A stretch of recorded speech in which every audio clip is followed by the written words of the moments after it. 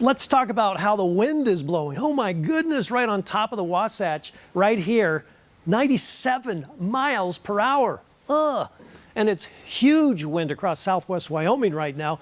You want to see some of these wind gusts. Now I'm expecting over 70 miles per hour on that SR-10 right down through Castle Country, right up against the Wasatch Plateau, but 97 central, Wasatch Peak's 91 Windy Peak, obviously by the name. That's over in the Uintas. 75 in Rock Springs, 73 at Chipeta Peak, that's in the Uintas.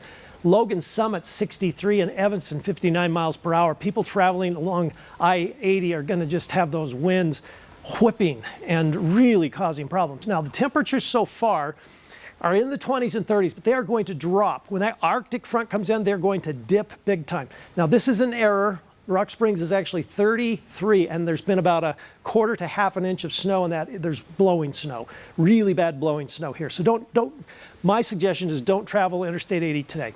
Okay, please, just don't. And then go tomorrow. It'll be better, I promise. Temperatures are very cold. Here's the Arctic air. It's been as cold at Dawson Creek as 73 below zero.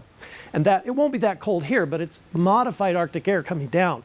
And a very weak precipitation pattern. This is not going to produce a lot of snow, okay? But what it is going to do is produce a lot of wind.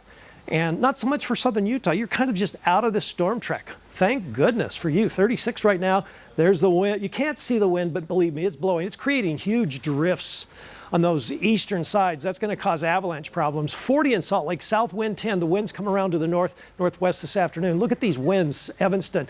All in this area where it's red or kind of a purple shade. Huge winds, and down this is not I-10, it's SR-10. Here's I-70, this area right along here, and also the western Uinta Basin, huge winds on SR-40. So be aware of that. Here comes the storm. It'll be here this afternoon through about 2 a.m., 3 a.m. in the morning, and then whoosh, it's gone. And then we have clouds around on Thursday. Friday, chance for a little snow.